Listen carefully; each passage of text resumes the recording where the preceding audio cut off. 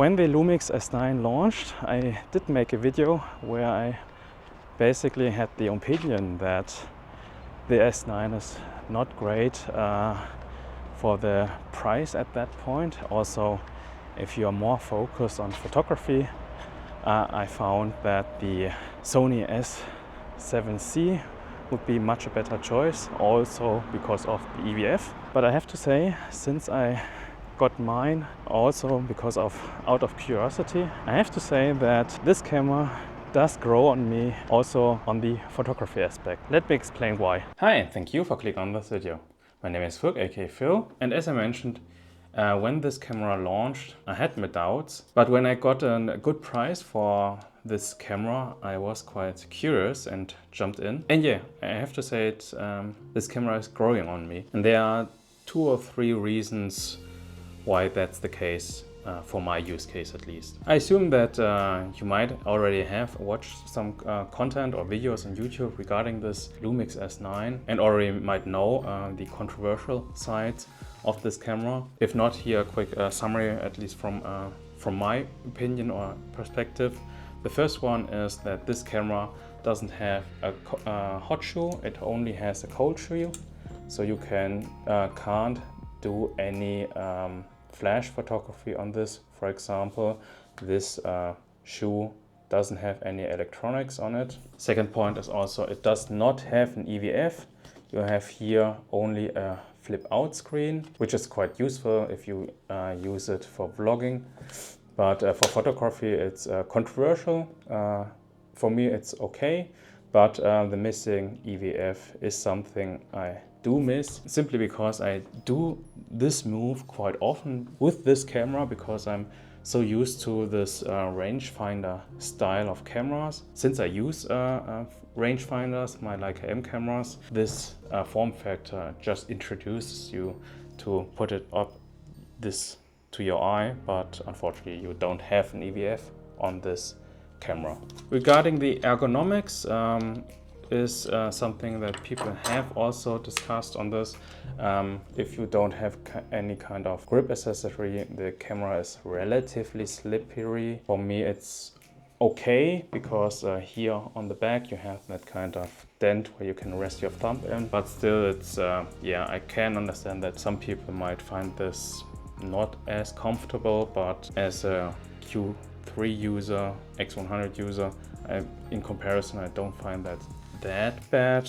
But I do have a grip for my Lumix S9, and just as a quick disclaimer, this S9 grip is from JJC. They were very kind and sent it out to me when I asked them for one. I have used their accessories in the past, also for my Leica Q3, but they didn't pay me to do this video or anything like that. But I have to say I do like this grip very much. It also has an AK Swiss to mount your tripod. And in general, it just improves the ergonomics of your Lumix S9. If you're interested, I will leave you a link down below. And it doesn't add that much weight and bulk to the camera. And I have to say, I do prefer it this way, to have a grip on the S9. Also on this specific grip from JJC, you also have your access to your battery and card slot, as well as a tripod mount. As I said, with this grip it feels quite comfortable in the hand, so regarding the ergonomics it's quite an easy fix. Besides these cons, this camera is pretty amazing. One factor I forgot regarding photography is that this camera only has an electronic shutter, no mechanical shutter. So in case of low light photography of artificial light, you might have some kind of bending, but I watched a lot of videos of other content creators who did nighttime photography with this camera, and based on their videos and their conclusion, it doesn't happen that often, and the images still come out quite amazing. I have to test that myself because I only did daytime photography until this point. Yeah, but just something to mention. Why this camera is quite interesting in my opinion in 2025 is because of the price I mentioned, and also the fact that the downsides which were at launch day are not that valid anymore. First of all, the recording limit has been lifted. I have recorded my last videos, I don't remember how much, but in the past videos I did record on this S9, and my talking headshots were about 40 or 50 minutes, sometimes long, and I didn't get any kind of overheating. To be fair, it was winter time here in Germany. If it's in a more humid environment, I can imagine that this camera will still overheat, but other channels have tested it also for longer recording sessions in such conditions. It's still quite okay. And in my experience, as I said, I don't have any kind of overheating experience yet. And again, why I think this camera is quite interesting in 2025 is regarding the price right now. I think it was a few days or 1 or 2 weeks ago where Amazon launched their spring sales, and this Lumix S9 body only was on sale for $1,200, and with the kit lens, the 18 to 40 millimeter kit lens, it was around $1,400, at least here in Germany. And if you look at NPB, the used Lumix S9s in very good condition are running around 1,000, 1,100, I think. So if you just look at the price and also the features of this Lumix S9 offers as a full frame camera, I think at this price point, this camera is very, very good. Simply because you don't find any full frame cameras in that price range. And if you pay around $1,000, I think the flaws I mentioned before, it's quite okay, in my opinion at least. The reason why I personally got this S9, besides camera curiosity and gas, of course, is that I wanted to have a second camera to film my videos on YouTube. That's the reason why I had this Lumix S9 in mind, specifically for that price range I just mentioned. And since Lumix is also famous for their image stabilization in video mode, I had also the idea that I might use this as a better quality vlogging camera when I have days where I have the courage to vlog with such a camera. Normally I use my Pocket 3 to do that.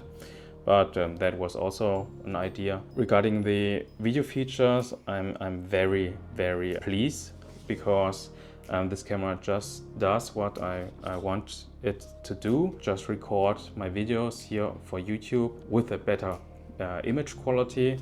I did end up by buying 2 other lenses for the system. One lens is the 24 1.8, which I normally use to record my videos here on YouTube. And the second lens, this was just on sale. Both lenses I bought at my local camera store in Sling, Photo Profi. Thanks again, guys, for the great offer. And the second lens is the 50mm 1.8 lens. These 1.8 lenses from Lumix are quite amazing regarding image quality. You see that both of them are also having the same size.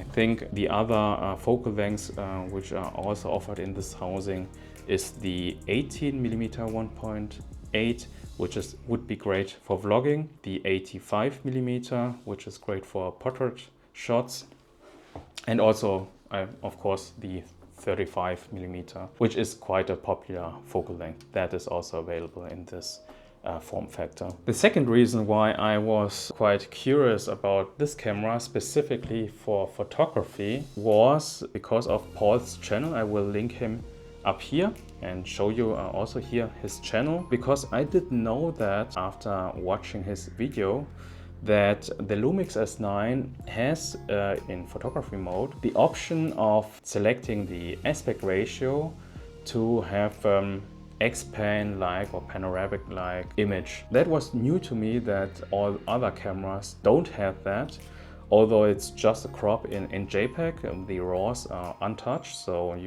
this aspect ratio is just baked in your image on the JPEG image. But after watching his video about that specific topic, I somehow got hooked, because normally that kind of aspect ratio for photography, I think it's only available on the Fujifilm GFX system and also the Hasselblad medium format systems. Until today, I only think that the Lumix system, at least the full frame cameras, here I know the S9, but I think also the S5 II also had that only Lumix offers that kind of aspect ratio in their full frame cameras. And at least on my Nikon cameras didn't saw that. When I started to experiment with that kind of aspect ratio to shoot, that kind of expand panoramic field of view, I had quite a lot of fun with that. Did some shots on the streets with that. The reason why I found that quite interesting is that you see your image live on the screen, of course. You don't have to imagine in your mind which part of the image will be cropped out if you set up that kind of expand aspect ratio in Lightroom. You can use any kind of camera by shooting RAW and then just crop that aspect ratio in Lightroom. But having that preview in on your screen and then seeing live what is in frame and how you compose that frame, I had a lot of fun with that. A lot of people say that if you shoot that expand panoramic aspect field of view, your image just looks like a film, a movie. It's kind of cinematic, stupid buzzword, I know, but it's called nowadays. And I also thought, at least when I took my first shots in that aspect ratio, that wow, it looks cool and it's different. But I have to say that, yeah, the aspect ratio looks like a movie, but it's much harder to compose your image meaningful in that kind of aspect ratio, because you can also get a lot of crap into your image, which distracts the viewer. That's the challenge I'm currently having fun with that if I shoot with this kind of expand or panoramic field of view, specifically on the streets. I like to use this kit lens, the 18 to 40 millimeter for that kind of shooting. First of all, the setup of this lens and camera is just amazing. Also, the focal length for that kind of panoramic shooting is more than enough. I'm normally on the ultra wide end of 18 or 20, and shooting on the streets I normally shoot at f8, so I don't need that kind of isolation or bokeh look. This is just a different purpose of shooting. I do get very interesting results just by using that. It's for me more easy to shoot that kind of panoramic street images, simply because I do see it on the screen as a preview. And yeah, I just have a lot of fun with that. Speaking of the screen, that is also something I wish this second iteration, or the S9 Mark II, will implement, and that's the EVF. I know that nowadays a lot of photographers do just only shoot on the screen, and I personally also do shoot on the screen, like on the ZF, depends on the situations. For example, for low angle portrait shots, I just like to hold my camera, flip out the screen if that's the floor, and then I still have my screen looking and yeah, composing accordingly, which I do like on this kind of flip out screen. On the tilt up screen that would be not possible. Nowadays a lot of people, also professionals, only use the screen, but somehow I'm still kind of old school. I like to have an EVF, specifically for very sunny days. I had a little bit of trouble seeing on the screen. It was still okay-ish, but if the sun shines directly on the screen, it's quite hard, at least for me, to compose my images. And in such cases, I just wish for an EVF. Also, because I had the Lumix LX100, a very old point and shoot camera from Lumix back then. I don't remember the release date. That point and shoot camera does have an EVF. When I looked through that for the first time, I was quite shocked, because for such an old camera, having such a good EVF, I was surprised that that kind of EVF is also better like these, compared to a Sony a7 IV, for example. I hope that Lumix will put at least such kind of EVF in this one, even if it's an old one, just to have that option to look through an EVF in case of a very sunny day. Yeah, one of the reasons why this Lumix S9 and also the S5 II is great for video is the video stabilization. And while I'm talking in this section, I will just walk around and just that you get an idea what I'm walking on. It's quite humpy, so you should get an idea that hand holding the camera shouldn't be that easy to stabilize. So I'm curious what you will say regarding the stabilization. I'm curious about myself if I will use this setup more for vlogging in the future. Right now, as I have that 18 to 40 millimeter kit lens on it. And regarding the weight, this is the ideal size, I think, for this camera to vlog with. But in comparison, the Pocket 3 is still more pocketable and more smaller. And I think in most situations, I would prefer that over the S9, but time will tell. But one feature which a lot of people have raved upon is the LUT feature on this Lumix X9. If you're in the camera space and have watched some Lumix S9 videos, this feature has been highlighted. A lot of people have said that feature is a Fujifilm film simulation killer. It opens up more possibilities to bake in a certain look or your LUTs into your JPEGs and so on and so on. I do understand the excitement and the hype regarding this LUT feature on the Lumix X9, specifically because Lumix has also redesigned the app to highlight this feature and make it much more usable, I would say. You also have on the Lumix S9 a dedicated button to activate these LUTs. I think I'm still unsure about that LUT feature, and I might get a little bit of heat regarding my opinion about this LUT feature in general, but let me explain. I have the feeling that most videos who are featuring and raving about this LUT feature, a lot of them are video creators, people who do know how to color grade video footage from a log file, and they have a lot of experience how to do that. They know how to manipulate the colors, how they should look, and so on. And for me, as someone who does video content here on YouTube, but just putting out basic videos, I myself don't or can't do that simply because I'm colorblind. Therefore, I'm not able to color correct in a certain way. Some colors I'm not able to see, simple as that.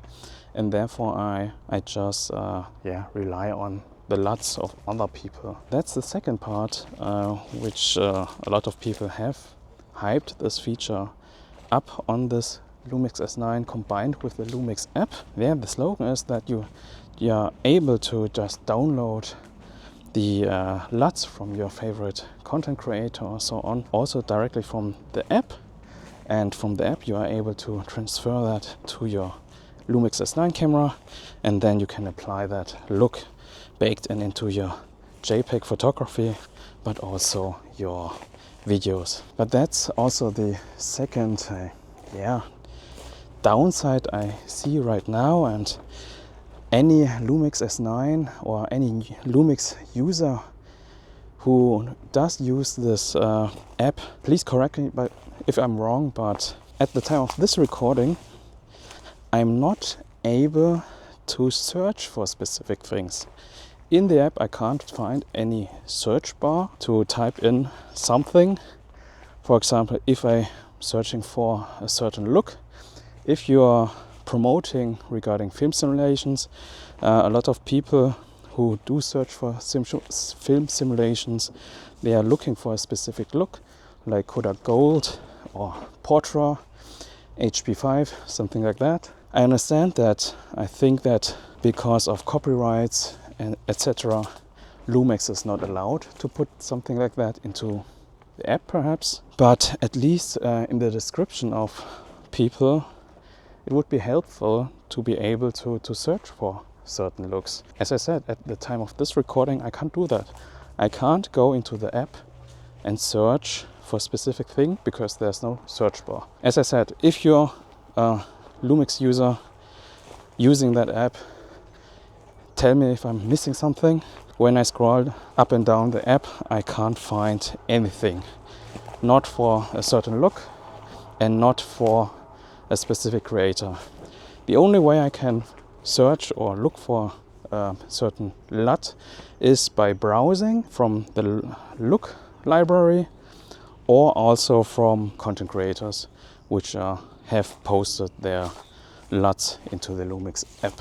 I'm sure that something like that can be fixed via the next update, but that's my experience so far. Don't get me wrong, the installed LUTs, also the looks, are great on the Lumix S9.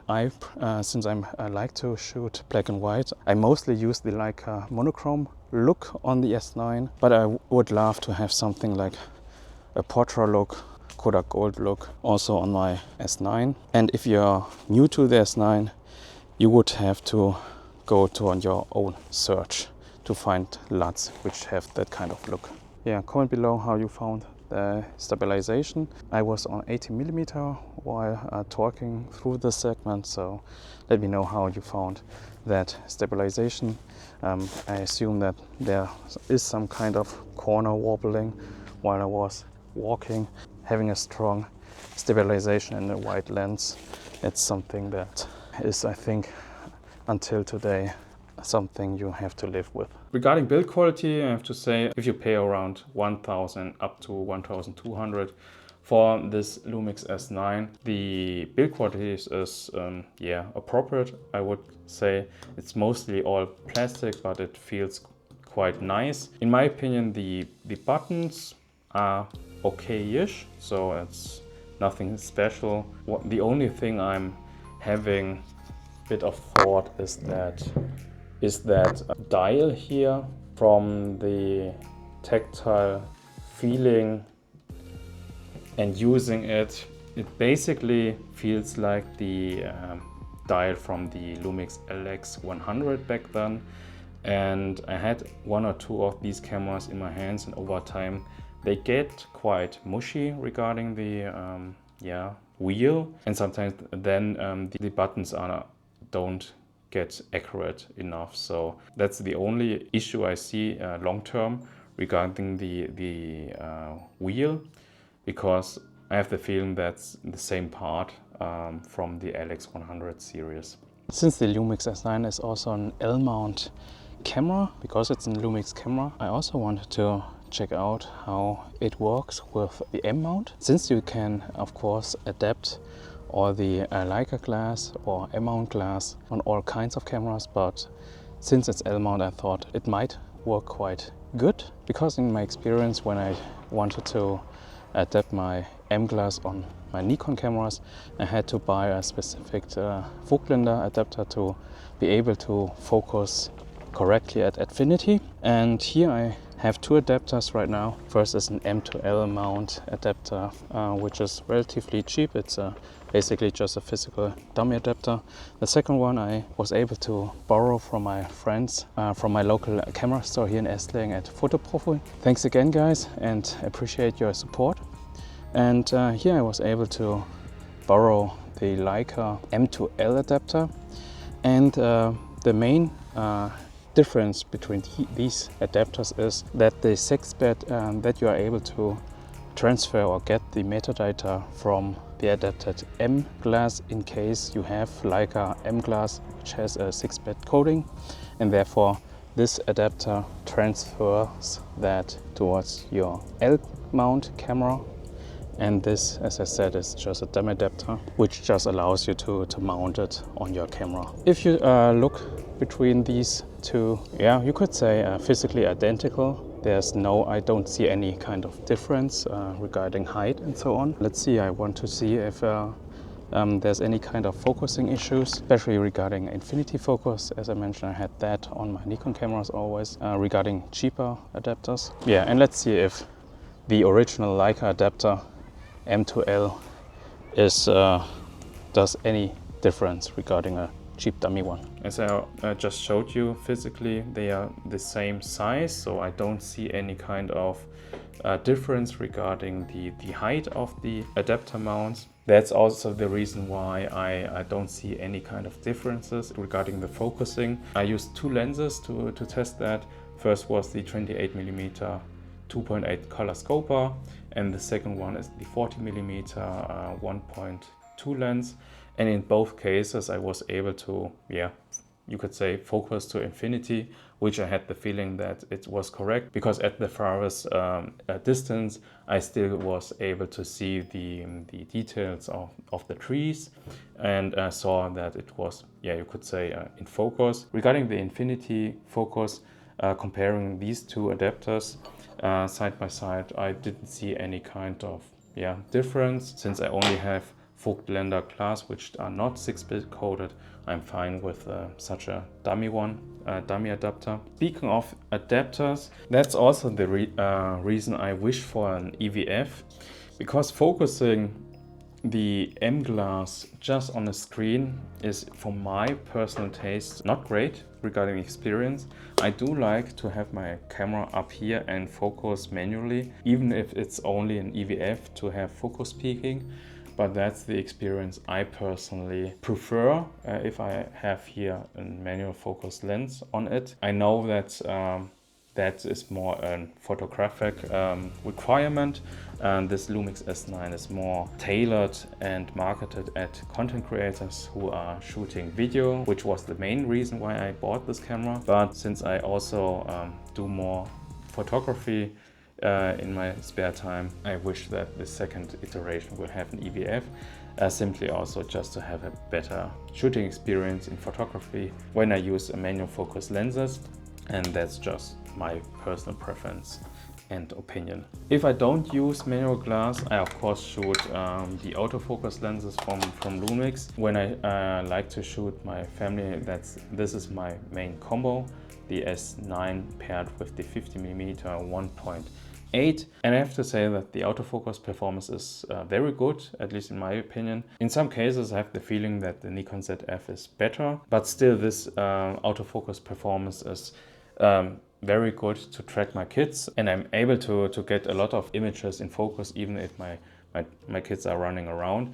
So I'm quite pleased regarding the autofocus. Also, when I record my videos, the autofocus is tracking me perfectly, and if I hold up a product into the camera, it's also focusing quite fast. So in that regard, I'm quite pleased with the performance of the S9. If you made it until this point, thank you very much for your time watching. You are the one who deserves the like for that. If you want to support my small little channel, you can check the affiliate links below in the description, or buy me a coffee, also linked in the description. And if you want to find out what's in my camera bag regarding the Nikon ZF, just click on this one.